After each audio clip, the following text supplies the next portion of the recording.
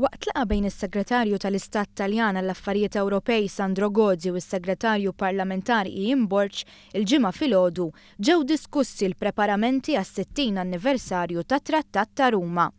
It-Trattat ta' Ruma huwa trattat uffiċjali li permezz tiegħu ġiet stabbilita l-Komunità Ekonomika Ewropea li effettivament provda s-sisien twaqqif tal-Unjoni Ewropea.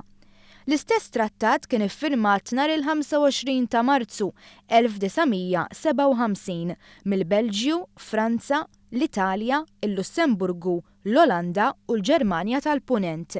Gozi qal li peress li dan l-anniversarju se jkun qed jiġri waqt il-Presidenza Maltija tal-Kunsill tal-Unjoni Ewropea, kemm il-Prim Ministru Taljan Matteo Renzi u dak Malti Joseph Muscat se jkunu qed jospitaw avveniment importanti flimkien. Fuq tema oħra, Borg għamel referenza għal klima politika Ewropea b'mod partikolari fuq id-deċiżjonijiet kruċjali li qed taffaċċja bħalissa l-Unjoni Ewropea, fejn spjega kif is-27 stat membru apparti r-Renju Unit iridu jħarsu l-quddiem b'aktar pożittività. Dan jista' jsir permezz ta' aktar serjetà fit-tmexxija Ewropea, b'mod partikolari fil-ħidma tal-membri parlamentari Ewropej li għandhom jieħdu l-aħjar deċiżjonijiet għal pajjiżhom.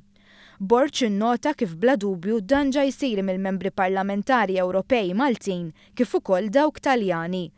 Ian Borg irrifletta wkoll dwar il-futur tal-Ewropa billi qal li l-migrazzjoni u dritt tal-ażil se jkunu priorità għal Malta waqt il-Presidenza tal-Kunsill tal-Unjoni Ewropea.